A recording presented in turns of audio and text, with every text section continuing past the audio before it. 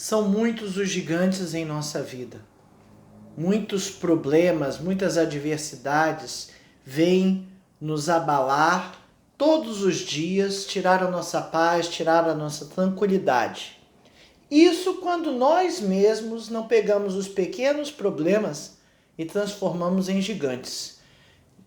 Gigantes muito maiores do que nós, gigantes invencíveis, né? Problemas que às vezes são pequenos e nós transformamos eles em problemas intransponíveis. Já viu como a gente tem essa capacidade de piorar as coisas, de torná-las complicadas, torná-las de uma forma que a gente não consegue abordar aquele problema, não consegue nem saber como começar a enfrentá-lo. Mas isso não é um problema novo, né? Vários gigantes ao longo da história desafiaram a humanidade. E muitas vezes a humanidade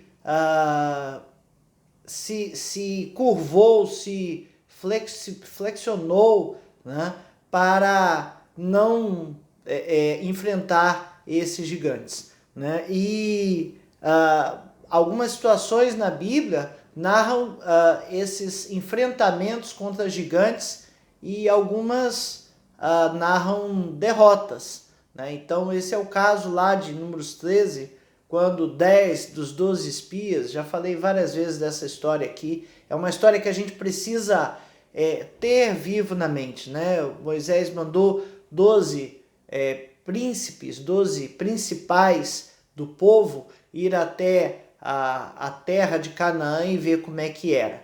E de lá os 12 voltaram, 10 deles dizendo que eram invencíveis os gigantes daquela terra, que a terra era muito boa, que o fruto era excelente, né? Mas as cidades eram grandes, fortificadas, o povo era bárbaro, tinham gigantes e pessoas que não seriam possíveis vencer. 2 só, Josué e Caleb, que falaram que podiam sim vencer, não eles, mas Deus podia vencer aqueles gigantes. Olha, a ação desses 10 espias foi desastrosa. Eles se apavoraram perante os gigantes. Pior, se autoclassificaram como pequenos, insignificantes e incapazes de brigar contra eles. E olha, eles talvez não estivessem errados em entender que eles eram pequenos, incapazes e insignificantes, porque nós também somos muitas vezes pequenos, incapazes e insignificantes de sequer lidar com os problemas. Mas temos um Deus que é grande, capaz e extremamente significante, né? Extremamente significativo para lidar com os nossos problemas. Esse é o grande problema da humanidade.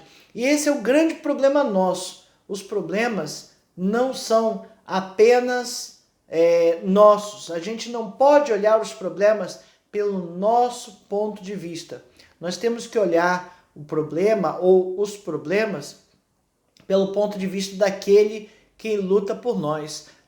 Se nós formos brigar as nossas próprias lutas, se nós formos guerrear as nossas próprias batalhas, com certeza iremos perder. Agora, se confiarmos naquele que pode vencer todas as coisas para nós, ele sim, ele tem condições de vencer as nossas lutas, as nossas batalhas, ele tem condição de nos dar a vitória. Foi esse o tipo de análise, foi essa a postura de um outro personagem bíblico, Davi. A gente conhece o rei Davi, mas ele ficou conhecido inicialmente por conta da sua luta contra um gigante, o gigante Golias, né? Ele não se acovardou perante Golias, não porque ele achasse que poderia derrubar Golias, mas ele sabia qual era a arma que deveria usar contra Golias. Foi a pedrinha que matou Golias? Não, não foi a pedrinha que matou Golias. A luta foi vencida antes de Davi arremessar sequer uma pedra. Lá, essa história está em 1 Samuel 17, e o capítulo de 1 Samuel 17 todo narra essa luta, esse desafio aceito por Davi, a luta dele contra o gigante filisteu, Golias. 1 Samuel 17, 45 que diz, né, o nosso texto áureo, mas eu diria até do 43 ao 45, disse o filisteu a Davi, sou eu um cão para vires a mim com paus? E pelos seus deuses amaldiçoou o filisteu a Davi. 44, disse mais o filisteu a Davi, vem a mim e darei a tua carne às aves do céu e às bestas feras do campo. Davi, porém, disse ao filisteu, tu vem contra mim com espada e com lança e com escudo. Eu, porém, vou contra ti em nome do Senhor dos Exércitos, o Deus dos exércitos de Israel, a quem tens afrontado. Hoje mesmo o Senhor te entregará nas minhas mãos, ferir-te-ei, tirar-te-ei a cabeça e os cadáveres do arraial dos filisteus. Darei hoje mesmo as aves do céu e as bestas feras da terra. E toda a terra saberá que há Deus em Israel. Saberá toda esta multidão que o Senhor salva, não com espada nem com lança, porque o Senhor é a guerra, e ele vos entregará nas nossas mãos. Davi sabia em quem confiar e sabia como aquela batalha estaria ganha. Ele sabia que tinha que fazer algo, óbvio. Ele tinha que fazer alguma ação para derrubar o gigante, não tinha dúvida disso, né? Mas ele sabia que quem iria vencer aquela batalha não era ele mesmo, não era a sua força, nem o seu poder. Quem iria vencer aquela batalha era o Deus. É o Deus vivo e poderoso. Ele é que venceria toda aquela guerra e toda aquela batalha. Muitas vezes nós esquecemos dessa condicionante. Muitas vezes nós esquecemos quem luta por nós e como as lutas podem ser vencidas, né? A gente muitas vezes se desespera porque entendemos ou achamos ou medimos a nossa força com a força da pessoa, ou a força do problema, ou a força daquilo que estamos enfrentando. E quando a gente mede a nossa força, aí eu volto aqui, nós somos realmente pequenos, insignificantes e incapazes. E quando a gente coloca isso na perspectiva correta, as coisas mudam, né? Eu ouvi uma vez uma colocação até engraçada, né? Que os israelitas olharam para o gigante e disseram, é muito grande, não vamos ter como derrubar, né? E Davi olhou para o gigante, olhou para a sua funda e falou, é muito grande, eu não vou ter como errar, né? Quando o alvo é muito grande, não tem como errar, é fácil acertar, né? E talvez tenha sido essa a perspectiva de Davi. A gente fala assim, né? Mas o que narra a Bíblia não é que ele tinha a técnica certa para derrubar ou matar o gigante. O que narra a Bíblia é que ele sabia que aquela guerra era contra Deus, que o filisteu estava afrontando a Deus e que era Deus que entregaria ele nas mãos de Davi. Essa é a lição número 5 da revista Palavra e Vida, edição 67. A revista Palavra e Vida é editada e distribuída pela Convenção Batista Fluminense e está disponível no site batistasfluminense.org.br, o site da Convenção Batista Fluminense, e você pode ir lá e fazer o download. Essa revista essa edição 67, tem por tema Vencendo as Adversidades, exemplos da Bíblia para o nosso tempo. E essa lição número 5 tem por tema Davi, quando a adversidade é gigante. E eu até emendaria, né? Quando nós tornamos a adversidade um gigante. Ela foi escrita pela educadora Eliane Sarlo. Bom, o primeiro tópico da nossa lição fala assim: hoje desafio as tropas de Israel, o grande desafio. Então, 1 Samuel 17, como eu disse, narra toda essa história e começa lá os 11 primeiros versículos, era o desafio de Golias. Ajuntaram os filisteus as suas tropas para a guerra e congregaram-se em Socó, que está em Judá, e acamparam-se entre Socó e Azeca em Éfes-Damim. Porém, Saul e os homens de Israel se ajuntaram e acamparam no vale de Eliá, e ali ordenaram a batalha contra os filisteus. Estavam estes no monte do lado da Além, e os israelitas no outro monte do lado da Quem, entre eles o vale. Então veja que o cenário descrito eram 2 montes e no meio um vale, né? Na guerra de campo, né, o monte é sempre o local onde se pode observar todo o campo de batalha. As guerras desse tempo se davam em pequenas áreas, onde era possível observar todo o cenário do campo de batalhas. A gente vai ver as batalhas mais antigas, ainda tem algumas encenações a respeito disso aí. Tem ali a batalha que eu comentei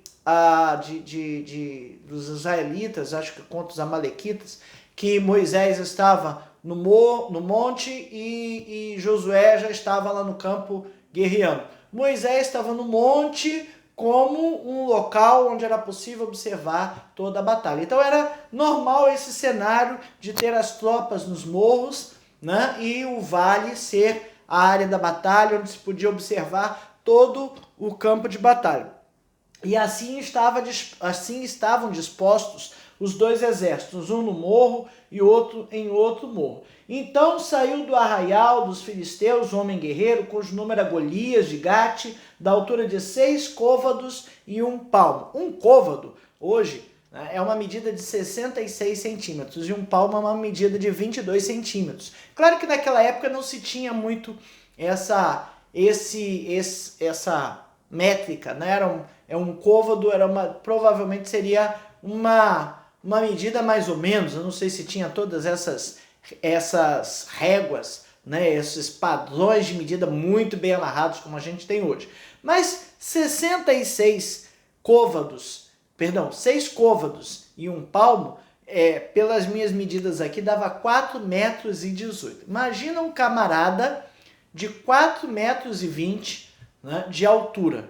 Não, mas isso não existiu. Eu não sei se não existiu, porque a gente sabe que a gente já viu na história aparecer, né, alguns gigantes, algumas pessoas que tinham o corpo muito grande, né? Então é comum a gente se deparar com pessoas de 2,80 metros, 2,90 metros, comum, assim, existem vários exemplos, não é tão comum. Nós, dependendo do país, o povo é mais baixo, mais alto. Se você vai para os Estados Unidos, o norte-americano comum é mais alto. Aqui no Brasil, 1,70 m, 1,80 m é uma altura mais ou menos conhecida, né? Então, conhecida a média, né? Então, isso varia de lugar para lugar. E ali eu tinha um filisteu de 4,18 metros. Talvez o côvado fosse um pouco menos, mas que fosse 3,5 metros, o camarada era alto pra caramba, né? Era muito alto. Além disso, a sua armadura, ele diz aqui, que tinha, trazia na cabeça um capacete de bronze e vestia uma couraça de escamas, cujo peso era de 5.000 ciclos de bronze. Aí também, curiosidade que eu fui na internet, né? O ciclo de bronze era 11,20 alguma coisa, 25, 24 gramas. Né? Então, 5.000 ciclos de bronze dava ali uns 60 e poucos quilos. Então, um capacete, uma couraça, né? de alguns quilos de bronze, né? Para se defender era o que se tinha. Bom, mas para ele conseguir colocar um peso de 60 quilos no corpo e ficar em pé, o camarada era grande e forte. E ele vinha e afrontava o povo de Deus, zombava o povo de Deus, né? No versículo 10 diz assim, disse mais o filisteu, hoje afronto as tuas... Quer dizer, se eu falar e não ficar claro, então eu vou deixar claro que eu também estou afrontando, né? Hoje eu afronto as tropas de Israel. Dai-me um homem para que ambos pelejemos, né? Então, o filisteu não só afrontava por palavras, mas explicitamente ele estava atacando psicologicamente o exército de Israel. Veja, guerra psicológica, ou essa batalha psicológica, é uma coisa comum o tempo todo. A gente vê aí as guerras de discussão nas políticas, não é isso? Muitas vezes você vê uma entrevista que o camarada começa a fazer perguntas ali e o camarada que está respondendo fica de um jeito ali que ele acaba falando que não queria, a colocação não sai muito bem feita, né? E ele não sabe muito o que falar e acaba falando besteira, acaba se destruindo ali nas suas respostas, né? Então isso é um tipo de guerra psicológica. A guerra psicológica, ela existe em vários aspectos. Então, se a gente for ver ali o povo de Israel contra Jericó, tá lá dando 7 voltas em torno da cidade, por 7 dias dando voltas em torno da cidade. Olha, se você está numa cidade e a cidade está rodeada por inimigos, você espera o quê? Que vai haver uma invasão, vai haver guerra, a gente vai morrer e você já começa a ficar nervoso com aquilo. Depois de 7 dias que o pessoal está dando volta na cidade e não ataca, você já sabe que vai acontecer uma guerra e já começa a sofrer por antecedência. Então, isso por si só, isso já é uma guerra psicológica. Um outro aspecto ali, se você for ver lá os 300 de Gideão, né, você vê que a Bíblia narra que Deus, se você não souber como é que eu vou te livrar, vai lá e ouve o que eles estão falando, e Gideão chega perto do arraial e ouve que um soldado teve um sonho que um monte de feno veio contra o arraial e derrubou o arraial todo, e eles já estavam tremendo de medo daquilo, né? E quando Gideão e seus 300 homens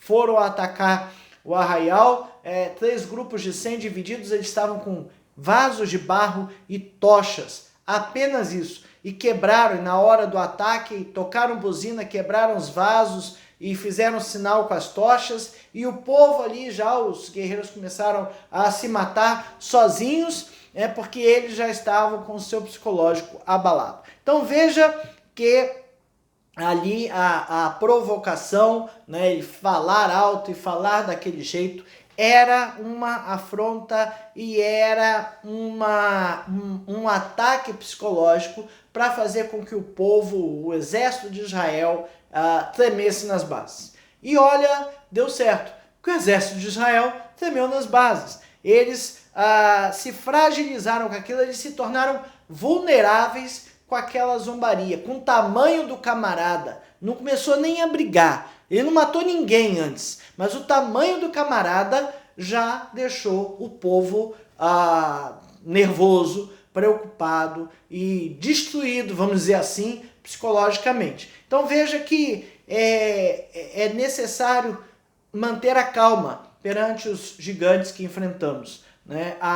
Aquela zombaria bloqueou para o povo de Israel a percepção de quem era o Deus que estava com eles, de quem era que lutaria com eles. A conexão, vamos dizer assim, do exército com Deus, dos israelitas com Deus, foi quebrada. Quando você é desafiado, você tende normalmente a comparar as suas forças, as suas capacidades com a capacidade do outro. Mas essa guerra era uma guerra espiritual, né? E ela não foi vencida no campo de batalha terreno, né? Davi era um simples pastor, diz aqui que era beduíno. O jovem mais moço dos seus irmãos, o caçula, era aquele que era protegido, aquele frágil, aquele irmão mais frágil. O primogênito era o mais forte, é o que herdaria toda a herança, é o que iria cuidar da casa, cuidar da mãe,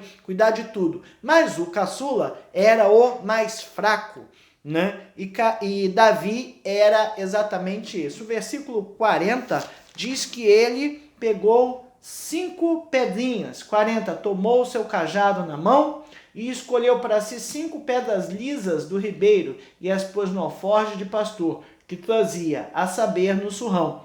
E lançando mão da sua funda, foi-se chegando ao filisteu.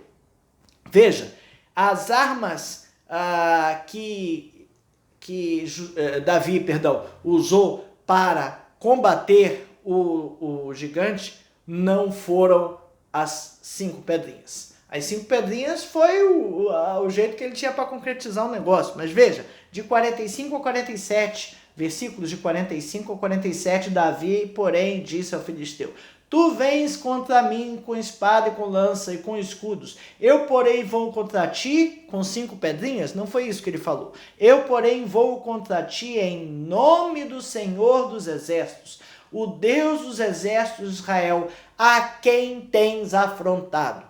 Eu estou indo em nome daquele que você está afrontando. Eu não estou indo aqui em nome dessas 5 pedrinhas. Não são 5 pedrinhas que vão derrubar o gigante, mas o que vai derrubar o gigante é o Deus de Israel.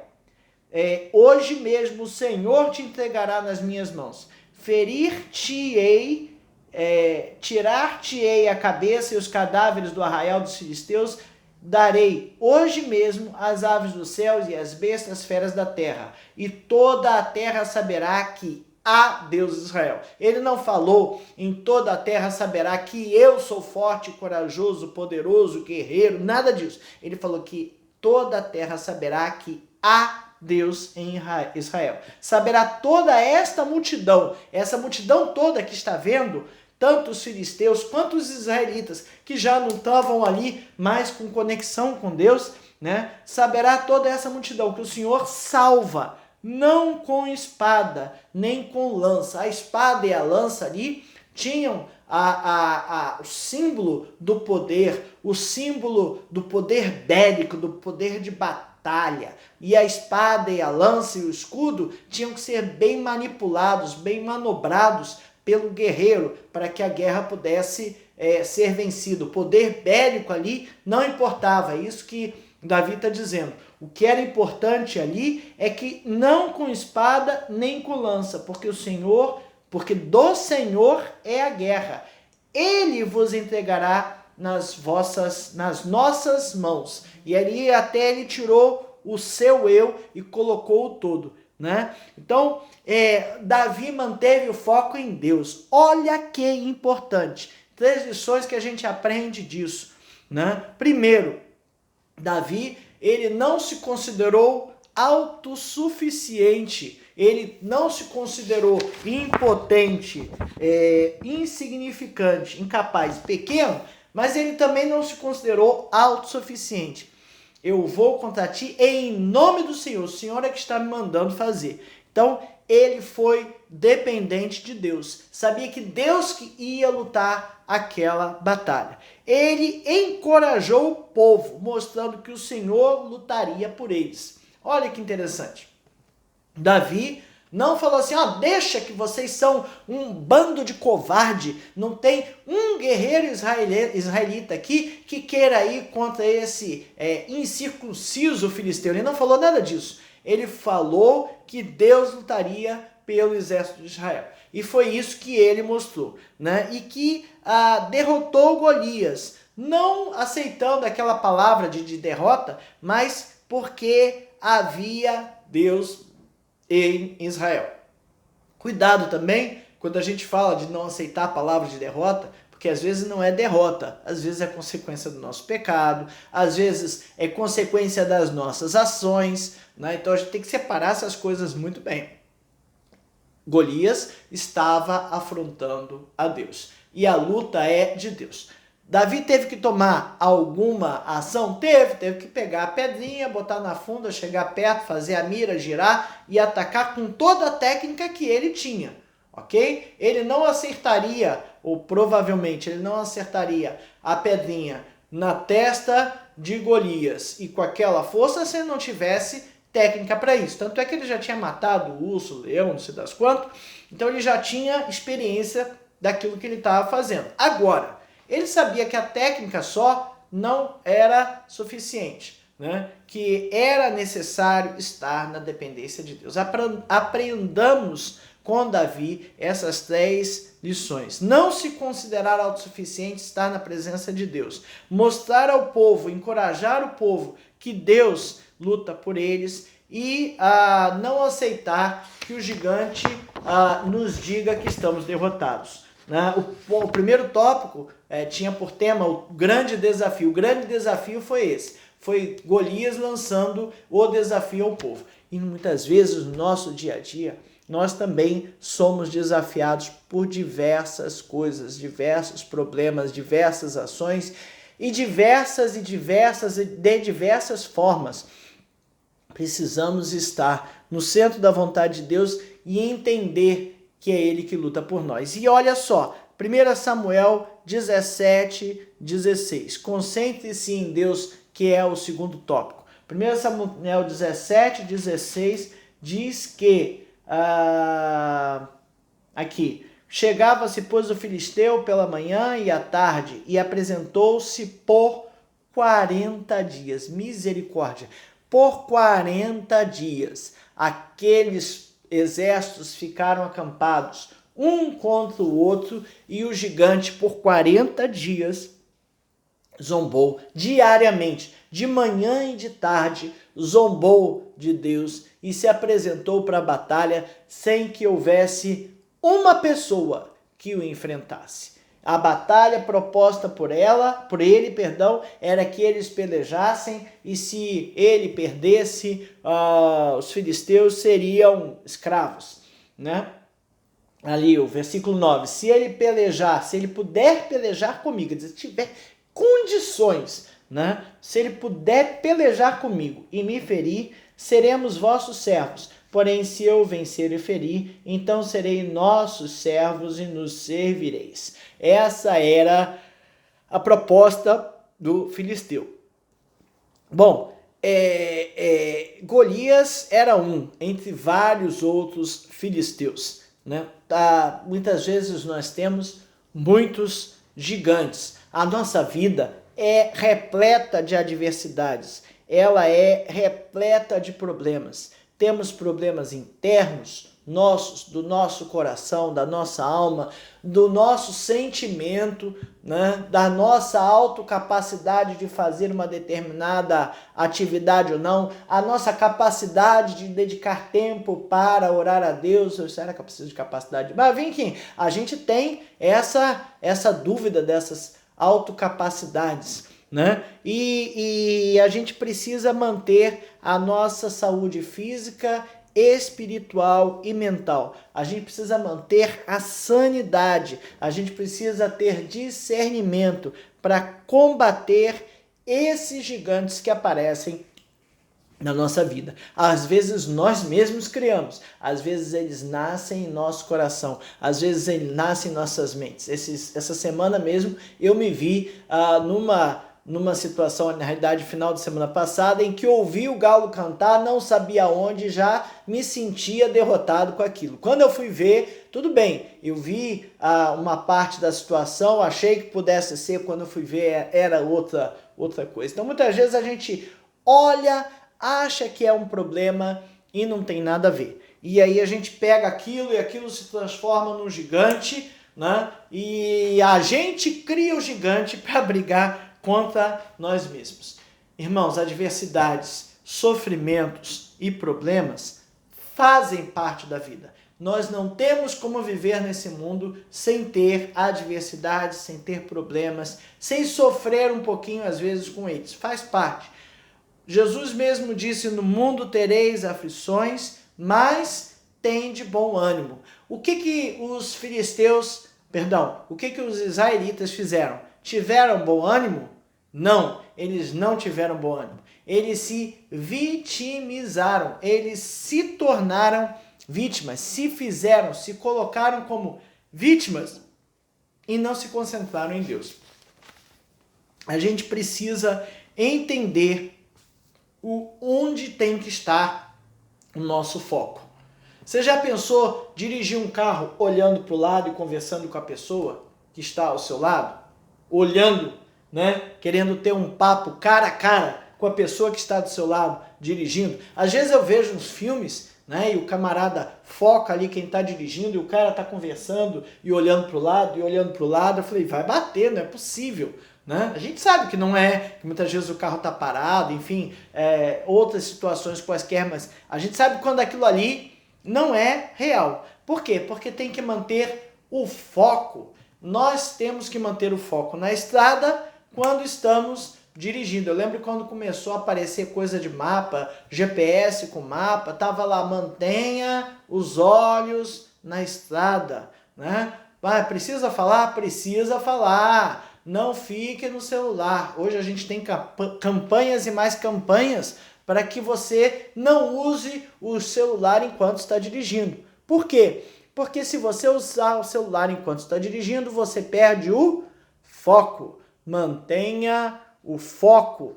Não podemos perder o foco do que estamos fazendo. E nós temos que manter o foco em nossas vidas, o foco em Deus. Os olhos fixos em Deus, autor e consumador da nossa fé. A Bíblia não é um livro de autoajuda, um livro com bons exemplos a serem seguidos, com coisas bonitas e bacanas, com lições de filosofia. Tem tudo isso na Bíblia, mas esse não é o foco da Bíblia, não foi para isso que ela foi escrita e não é por isso que ela sobreviveu há 2000 anos até chegar em nossos tempos, ou quase 2000 anos, vamos dizer ali que as cartas paulinas tenham sido escritas pelo ano 70, a gente já vai fechar 2000 anos talvez de Bíblias aqui, dos livros terem sido escritos, né? O Pentateuco data-se ou tem-se algo parecido com alguns mil anos, alguns não, a história do povo ali está, o povo hebreu data de 5.000 anos mais ou menos antes de Cristo, então pode ser que alguns livros aqui do Pentateuco tenham quase 7.000, 6.000 anos escritos, e essa palavra não veio até nossos tempos só porque é bonita, bem escrita, é uma produção literária histórica importante, não é nada disso. A Bíblia é a palavra de Deus, né? Através dela nós conhecemos a Deus, podemos conhecer o Deus de promessas, o Deus de vitória, o único e verdadeiro Deus. Conhecer a sua ação na história, né? Como ele conduziu toda a história até os nossos dias, né? Isso tudo, conhecer o Deus, conhecer o único Deus, não nos impede de sofrer, né? Mas a Bíblia nos ensina como passar por esses momentos de dificuldade. Angústia, medo, culpa, tristeza, raiva, são coisas que acontecem na vida de todo mundo. E aconteceu também na vida de Davi. Mais para frente a gente vai ver que ele é ungido rei de Israel, né? E ele peca, e enfim, pega a mulher pega a Betseba lá, né? E trai com o marido, e manda o marido para a guerra, manda o marido ser Urias, ser morto.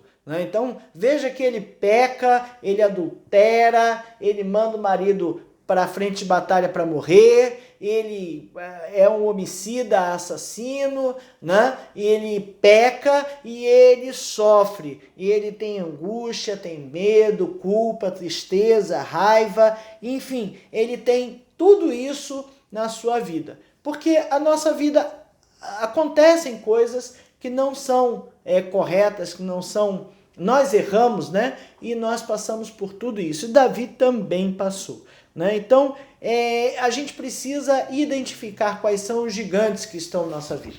E identificar é uma coisa, dar a eles a vitória antes mesmo de começar a batalha, ou dar a eles a vitória antes mesmo de entregar a Deus aquele problema, é errado. A gente precisa identificar, tem que saber qual é o nosso inimigo, como ele se apresenta e quais as armas, né, a técnica que a gente vai utilizar. Davi viu a oportunidade de usar a técnica da funda ali da atiradeira ali contra o gigante, né? Mas ele sabia que aquilo ali não era a forma que Deus, não era aquilo ali que lhe daria a vitória, vamos dizer assim, né?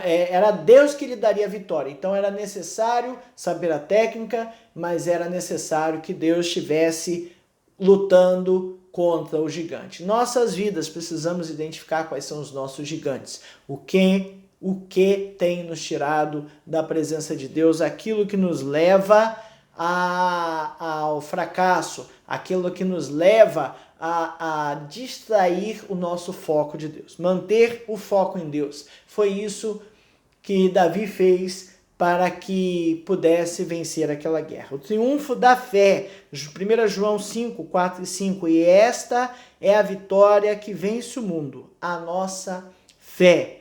Quem é que vence o mundo, senão aquele que crê ser Jesus, o Filho de Deus? Então, essa foi a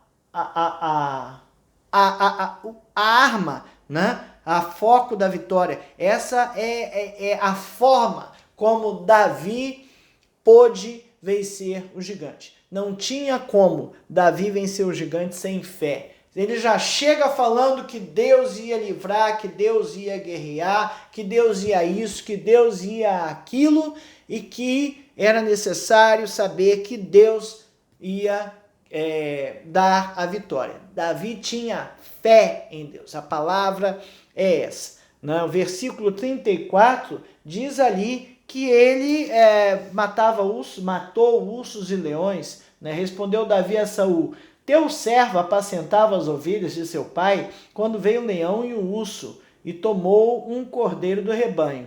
Eu saí após ele e o feri, e livrei o cordeiro da sua boca.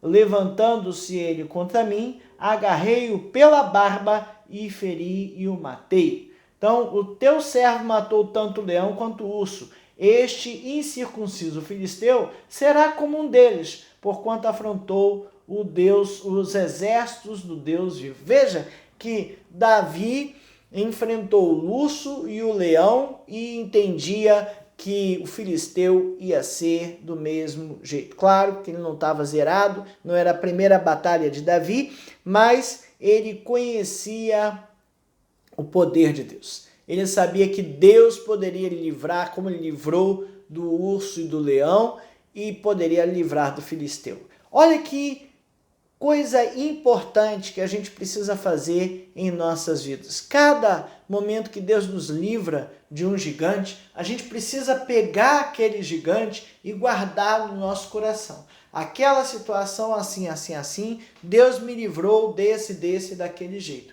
Então esta aqui não é maior do que aquela, e Deus, o Deus que me livrou daquela, pode me livrar desta. Davi tinha fé em Deus porque ele conhecia Deus, e é muito importante conhecer a Deus. Você só conhece a Deus orando e lendo a Bíblia. Davi estava pronto para o duelo porque conhecia Deus. Conhecer a Deus é o mais importante que a gente pode fazer em nossas vidas. Como a gente pode ter certeza que alguém é competente para resolver um problema? Não é isso? Se você tem uma doença rara ou diferente, você vai procurar um médico especialista, não é assim? E como é que você sabe que ele é especialista? Porque ele estudou o problema. Tá, mas quantos ele já curou dessa forma? Olha, ele cura só isso, não é isso? Então, é aquela história.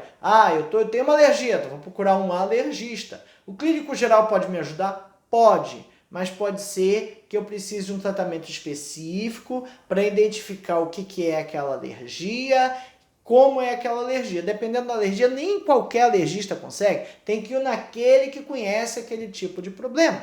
Então, veja que a gente precisa conhecer o nosso Deus. Não saber de suas capacidades. Nosso Deus é onipotente, mas a gente precisa ter consciência das suas capacidades. A gente tem que ver Deus atuando em nossas vidas nos pequenos problemas, para quando os grandes problemas chegarem, a gente saber que pode confiar nele, né? A gente precisa usar a armadura de Deus, ó. 2 Coríntios 10, de 3 a 5, fala aqui, porque embora andando na carne, não militamos segundo a carne. Veja, o exército de Israel olhava o inimigo Golias como um inimigo na carne. E Davi olhou Golias não como inimigo na carne, mas como inimigo espiritual. Porque embora andando na carne, não militamos segundo a carne, porque as armas da nossa milícia não são carnais, e sim poderosas em Deus, para destruir fortalezas, anulando nós sofismas. Anulando nós sofismas. E toda altivez que se levante contra o conhecimento de Deus e levando cativo todo pensamento à obediência de Cristo. Então, veja, é importante a gente conhecer quem é Deus. E é importante a gente entender que essa batalha que Davi se apresentou para lutar, ele não se apresentou para lutar uma batalha carnal, ele se apresentou para lutar uma batalha que era espiritual, por isso que ele falou que era contra Deus. E a gente precisa usar a armadura de Deus. A armadura de Deus vocês conhecem, Efésios 6, de 10 a 17, quanto ao mais sede fortalecidos no Senhor e na força do seu poder, revestivos de toda a armadura de Deus, para poderes ficar firmes contra esse lado do diabo, porque a nossa luta não é contra a carne, e sim não é contra o sangue e a carne, e sim contra principados e potestades, contra os dominadores deste mundo tenebroso, contra as forças espirituais do mal nas regiões celestiais. Portanto, tomai toda a armadura de Deus, para que possais resistir no dia mau, e depois de terdes vencido tudo, permanecer inabaláveis. Estai, pois, firmes, cingindo-vos com a verdade e revestindo-vos da couraça da justiça. Calçai os pés da preparação do evangelho da paz, embraçando sempre o escudo da fé, sempre o escudo da fé, com o qual podereis apagar todos os dardos inflamados do maligno. Tomai também o capacete da salvação e a espada do Espírito, que é a palavra de Deus, e com toda oração e súplica, orando em todo o tempo no Espírito, para isso vigiando com toda a perseverança e súplica por todos os santos.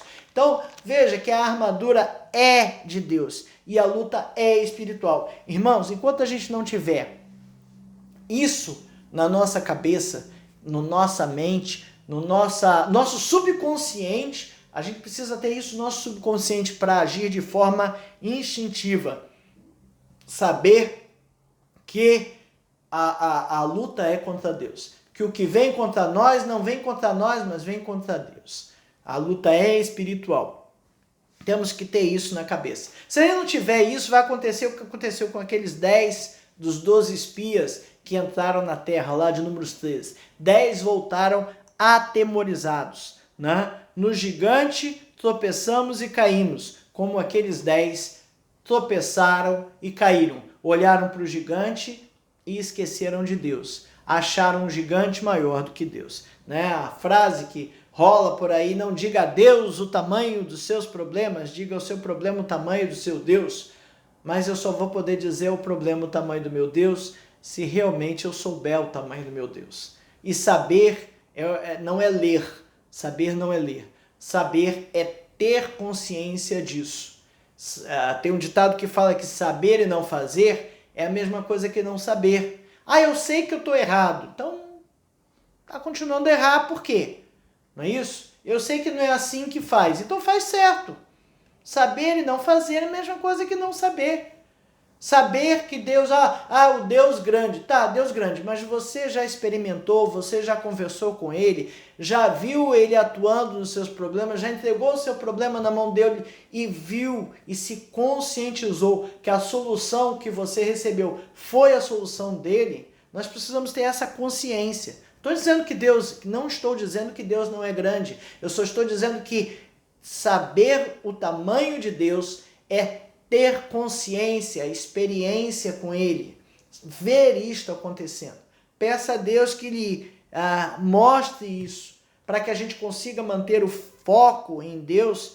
É importante a gente ter essas experiências. Foco em Jesus, o autor e consumador pela fé. A fé é pelo ouvir a palavra. Temos que ouvir a palavra. Temos que conhecer a Deus. Só temos como conhecer a Deus orando e lendo a Bíblia.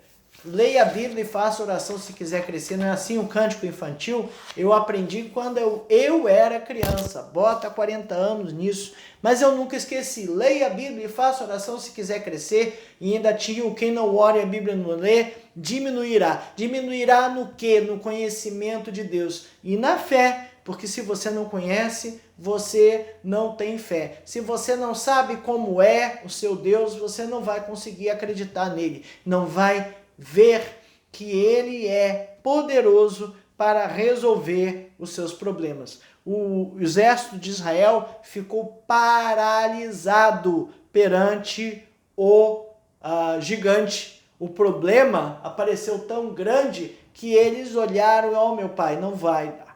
Né? Então não adianta, a gente não pode não pode se colocar nessa situação de ficar paralisado, porque o problema é muito grande. Né? Não deixe o medo vencer você. Você não pode deixar que o medo vença você. Por quê? Porque o Senhor dos Exércitos está conosco. Ele está conosco. Né?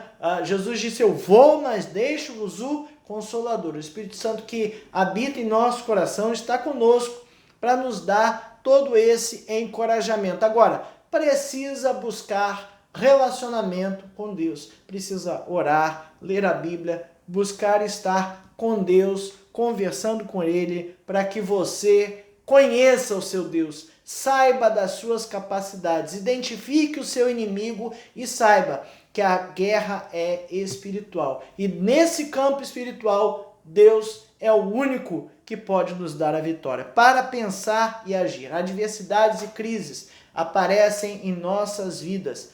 Elas são inevitáveis. Não é porque vivemos na vontade de Deus, estamos no centro da vontade, que elas não vão aparecer. Elas vão aparecer. Como disse, o próprio Cristo disse, no mundo tereis aflições, mas tende bom ânimo. Eu venci o mundo. Gigantes aparecem na nossa vida o tempo todo. Esta pandemia apresenta-se como um gigante que a gente nunca viu. O povo da minha idade nunca viu isso acontecer. Né? E é uma coisa sem precedentes para nós. E a gente sabe que Deus é muito maior do que essa pandemia. Todos os contextos históricos mudam, mas o nosso Deus não muda. Para isso, a gente precisa fazer a escolha certa. Precisamos enfrentar os gigantes. Né? Não podemos correr como o exército de Israel. Temos que enfrentar. E enfrentar é estar ali sabendo que Deus vai lutar conosco. Qual é o gigante que você tem enfrentado? O gigante que você tem enfrentado é um concurso? É um desemprego? É falta de dinheiro? É o quê? É a pandemia? O medo da doença? É a doença? Que gigante você tem enfrentado? Eles parecem enormes, são gigantes, né? Quando prestamos mais atenção neles do que em Deus, a gente se concentra numa determinada coisa e aquela parece se agigantar. Já passou por uma experiência de trocar de carro, por exemplo? Isso eu vejo muito quando eu troco de carro. E eu compro um carro que não tinha me chamado muita atenção, mas quando eu compro aquele carro que não me chama atenção, não me chamava atenção, eu começo a ver um montão de gente que tem aquele carro. Porque até então parece que estava escondido. Mas quando eu presto atenção no carro que eu comprei, eu começo a ver ele na rua. Já passou por isso? Eu acho muito curioso isso. É muito engraçado. Por quê? Porque a gente se concentra em uma determinada coisa. Precisamos nos concentrar em ouvir a voz de Deus. Precisamos nos concentrar naquele que nos dá a vitória.